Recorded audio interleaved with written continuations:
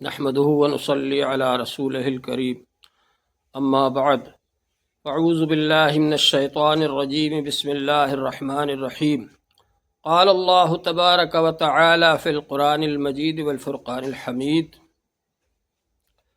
ولا تطع من اغفلنا قلبه عن ذكرنا واتبع هواه وكان امره فرطا۔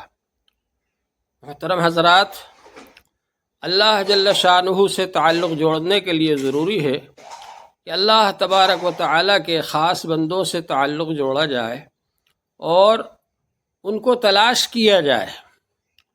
اللہ تبارک و تعالیٰ کے جو خاص بندے ہیں ان کی پہچان اللہ جل شانہ نے قرآن پاک میں بتائی ہے۔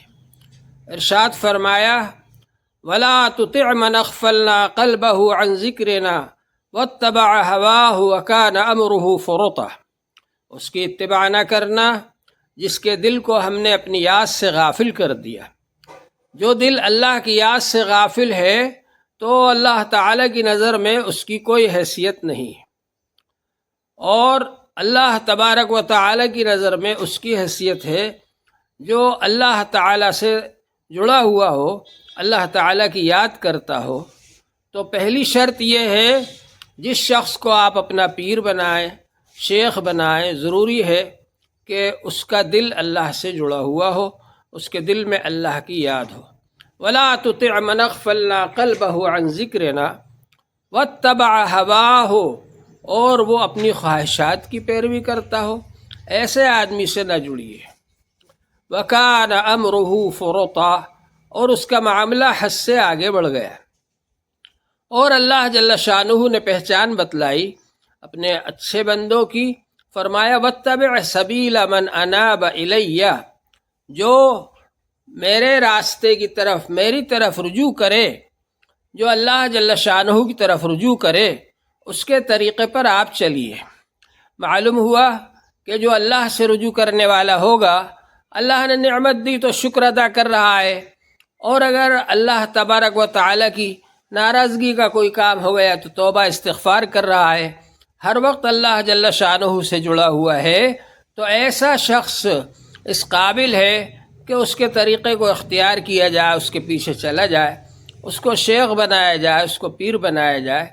تو اس لیے ضروری ہے کہ ایسے شیخ کو تلاش کریں جو خود بھی اللہ تعالیٰ سے جڑا ہوا ہو اور آپ کو بھی اللہ جل شانہ سے جوڑے۔ اور جن لوگوں نے اللہ تبارک و تعالیٰ کی طرف رجوع نہیں کیا، ان سے پرہیز کرنا اور بچنا ضروری ہے۔ دور حاضر میں بہت سے ایسے لوگ ہیں جو لوگ کہ خود اپنے آپ سے جوڑ لیتے ہیں، خود اپنے لیے سجدے کرواتے ہیں، یا یہ کہ قبروں پر سجدے کرواتے ہیں، یا یہ کہ خود اپنے آپ کو بڑا بتاتے ہیں، تکبر اختیار کرتے ہیں اور دوسروں کی تحقیر کرتے ہیں، توہین کرتے ہیں۔ تو ایسے لوگوں سے بچنا بہت ضروری ہے۔ پھر یہ کہ وہ شیخ ایسا ہو کہ اس نے اپنے شیخ کے پاس رہ کر کے تربیت حاصل کی ہو، اپنے اعمال کی اصلاح کرائی ہو۔ ایک دو بار ملاقات میں کوئی شخص اگر کسی کو خلافت دے دیتا ہے تو اس کی وجہ سے وہ اسی کی تربیت نہیں ہوئی تو وہ دوسرے کی کیا تربیت کرے گا، اور دوسرے کو اس سے کیا فائدہ ہوگا۔ موجودہ زمانے کے اندر بعض لوگوں میں یہ رواج چل گیا ہے کہ ایک دو ملاقات میں ہی خلافت مل جاتی ہے، بلکہ اب تو بعض ایسے لوگ بھی ہیں جو کہ باقاعدہ طور پر اس کا دھندا کرتے ہیں، لیکن اس سے بچنا ضروری ہے۔ خلافت بیچنا، خلافت خریدنا، یہ اچھا کام نہیں ہے۔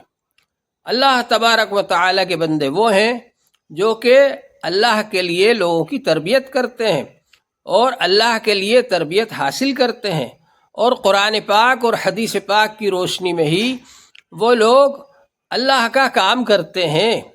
قرآن پاک اور حدیث پاک میں طریقت کے بارے میں بہت ہدایات موجود ہیں، اس کی روشنی میں کام کرنا ضروری ہے۔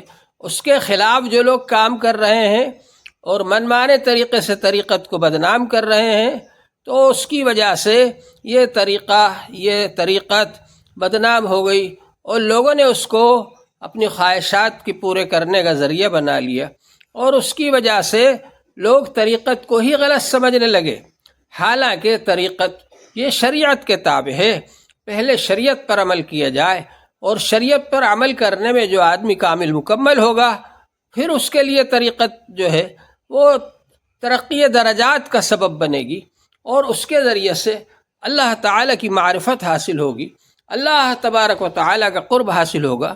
اور جس شخص کے اندر خود اپنے بارے میں ہی یہ صلاحیت نہیں ہے اس کے اندر، تو وہ دوسروں کے اندر کیا صلاحیت پیدا کرے گا؟ اس لیے ہمارے لیے ضروری ہے کہ ہم اس کی کوشش کریں کہ ہم صحیح شیخ تک پہنچ جائیں۔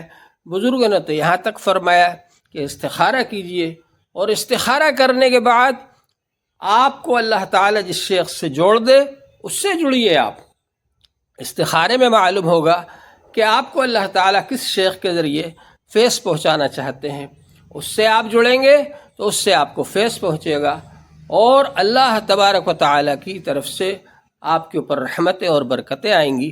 اللہ جل شانہ ہم سب کو اس کی توفیق عطا فرمائے۔